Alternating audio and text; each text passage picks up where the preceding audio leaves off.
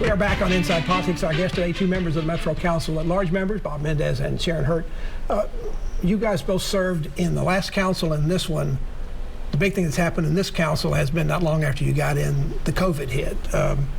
How difficult did that make it for y'all to do your business? You had to do it remotely. There are lots of other issues that came up as well during that time. Did you deal with it well? Have things now started to get better? I think they're getting better. Now, the one thing that we did do was had too long of meetings. I mean, you know, we went to 5:40 a.m. with that COVID, so I think people got a little bit comfortable with that because they were in their homes. But I do think things are getting better, and it's easier for us to communicate and work with the departments as we need to in order to do the things that are necessary to push to it. Bob, it came in that first year, and I don't think this council at that time was able to come together and mesh because they weren't around each other. They didn't know each other. Yeah, you know, because of public meetings laws from the state, we're not supposed to deliberate outside of public meetings. And so the hours we spend together going to committee meetings and being around each other in the chamber, it's a lot easier to find common ground when you can actually talk to people face to face. Sharon, you also served in the last council and in this one, and I guess this council will always be remembered for being the first that had the gender equity, right. 50% women, 50% men. How has that made a difference in this council from what you've seen before? Well, I think that they are listening to the needs of the people, having more compassion and understanding that, and it not just being business, politics, but making sure that we serve our constituency and make sure that we're doing things that are just like the schools, making sure that our students have the things that they need and not just looking at the bottom line and the dollar, although that's important. But I think that we also got to make sure that our constituents know that their voices are heard and we're doing things in order to empower them as well. I want to ask you both this next question. Both of you are term limited. You can't run to seek your office again next year when the city elections are held. What's the future hold for you, Bob Mendes, politically, now that you can't be in the, at least you can't be in the current situation in the council? Well, so I am term limited, and I don't think that I'll be running for anything in 2023. You know, it's been great being in office. It is great being in office. I think there's a thirst in the city still, a feeling that we're not quite on the right track, and I think the mayor's going to have a problem with that next year.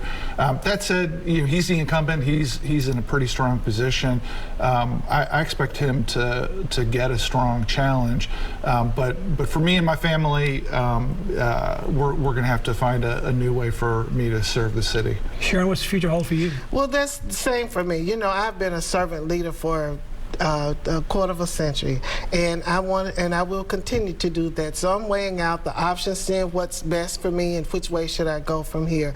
But you can believe that my intent is to continue to serve the people of this city. Is Nashville looking at its best years ahead, or are we still struggling, perhaps failing in some areas, perhaps like affordable housing, to keep up with and deal with the continued and unprecedented growth the city's experiencing? Bob?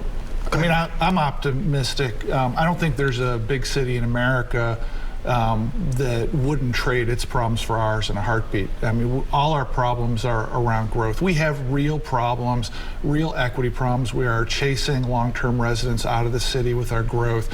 But these are a pretty good set of problems to have.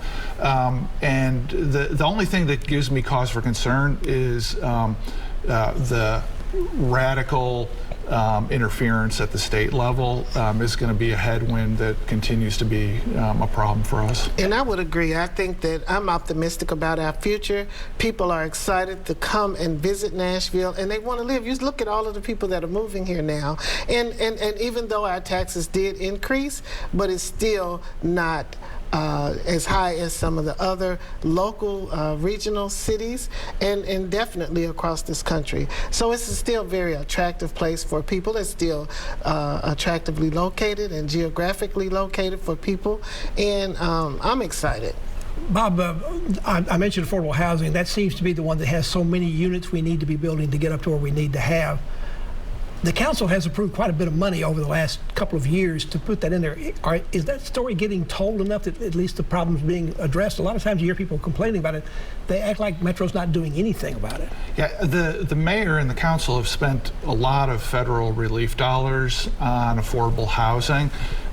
It's going to be interesting to see whether that sticks once the federal relief dollars run out. Because it's one-time money. Right. It's just, and so most of the new spending that's happened under this administration on affordable housing has been one-time money. And, you know, every $3 million worth of spending translates into 1 penny on your property tax rate.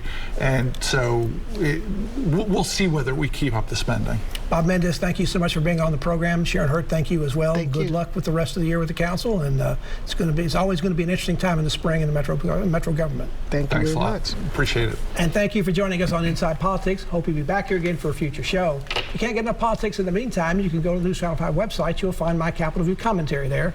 There's new commentary posted every Friday afternoon. Enjoy the rest of your weekend, and we'll see you back here next time. Goodbye.